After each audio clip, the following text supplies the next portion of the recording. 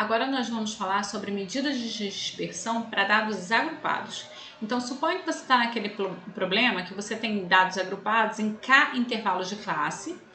Lembrando que xi representa o ponto médio, ni a frequência absoluta, fi frequência relativa ou proporção, todos eles do iésimo intervalo de classe. Assim como para as medidas de posição, né, a gente pode calcular essas medidas de dispersão, mas elas vão ser aproximadas e não exatas porque a gente não tem aqui o conjunto de dados completo. Então, vamos lá. Nós temos o desvio médio absoluto, né? Que a gente vai fazer as mesmas adaptações que a gente fez lá para variáveis, para medidas de posição, a gente vai fazer para medidas de dispersão. Então, o desvio médio absoluto, eu vou olhar para cada ponto médio do intervalo de classe, vou olhar para essas diferenças em valor absoluto, né? Em relação à média, só que essa média a gente tem que saber que é a média calculada a partir do dado agrupado e cada xi representa o ponto médio.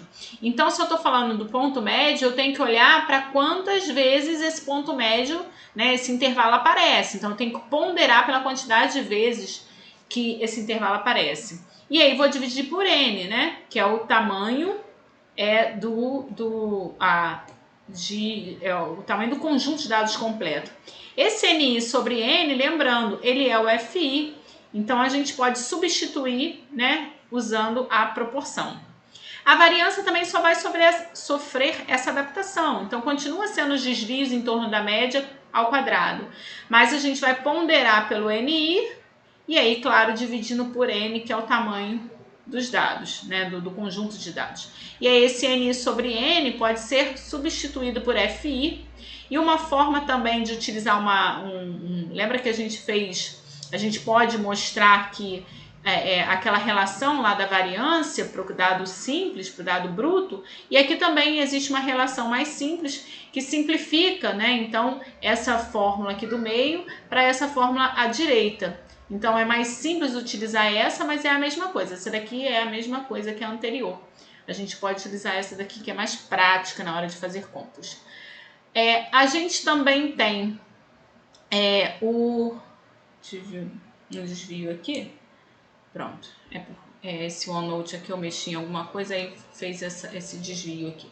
Mas enfim, a gente tem um desvio padrão, então também, que é só tomar a raiz da variância. Então, dado que eu calculei a variância para o dado agrupado, agora é só eu tomar a raiz, que continua sendo a mesma coisa, intervalo interquartílico é a mesma definição, coeficiente de variação também. Então, permanecem iguais, mas com as fórmulas adaptadas para os cálculos feitos a partir dos dados agrupados, né? E aí eu coloco aqui um conjunto de dados, um exemplo, e falo, né, vamos calcular as medidas de dispersão para esses dados agrupados dessa forma. O mesmo dado agrupado que a gente vem trabalhando, né? Então, aqui eu coloquei o histograma também. Por quê? Porque para calcular um intervalo interquartílico, a gente vai precisar do histograma, né? Porque para calcular o Q1 e o Q3, a gente utiliza aquela ideia da área dos retângulos, né? Então, o desvio médio absoluto, a gente vai olhar para cada ponto médio do intervalo de classe em relação à média.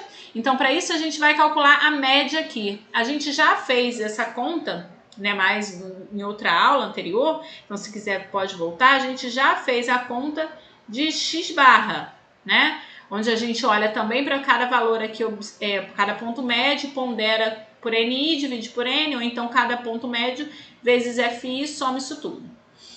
Dado o x barra, a gente agora vai olhar para cada ponto médio menos esse x barra e vai ficar olhando esses valores o valor absoluto disso, o módulo. Então, a gente tem que x barra é 11,24. Então, eu vou fazer 6 menos 11,24 ponderado pelo ni, pelo n1. Depois, x2, que é o ponto médio da segunda classe. A segunda classe vai de 8 a 12, o ponto médio é o 10. Menos a média que foi calculada vezes o N2. O N2 é 12, né? Só pra gente, né? O N1 é 10, o N2 é 12, o próximo 8 e assim vai. Até chegar ao último NI, que é o N5, ele é 1. O último ponto médio é 22, menos a média dividido pelo N total. Isso é 3,72. Poderia ter utilizado, ao invés de dividir por por 36 e multiplicar pelos NIs, eu poderia multiplicar diretamente pelo FI. Não precisaria dividir por nada. A variância de x, o jeito mais simples de fazer é utilizando essa última expressão que a gente mostrou lá. E aí a gente pega cada valor, né, cada ponto médio, eleva ao quadrado vezes FI. Então, o primeiro ponto médio, 6 ao quadrado vezes F1, mais o segundo ponto médio ao quadrado vezes F2. E assim vai até o último valor. Faça essas operações, né? Primeiro eleva ao quadrado, potência, depois vem a multiplicação. Faço isso para cada parcelinha, depois faço essa soma. Né? Lembrando que aqui, olha, 0,28 é o F1, 0,33 é o F2, 0,03 é o último F que aparece aqui. E vou fazer essa expressão toda menos x barra ao quadrado, que é o que aparece na expressão de variância de x. Né? A variância de x que a gente mostrou lá em cima é igual, né? Essa expressão que a gente utilizou é xi ao quadrado vezes fi menos x barra ao quadrado, né? A gente toma a raiz dessa variância e isso é o desvio padrão. E a gente também, eu vou pular aqui, vou ir direto para o coeficiente de variação, que é mais rápido. A gente, para calcular o coeficiente de variação, é desvio padrão dividido pela média, desvio padrão que a gente calculou, dividido pela média, isso dá aproximadamente 0,4. E aí, a gente pode calcular também o intervalo interquartílico e eu vou deixar para o próximo vídeo.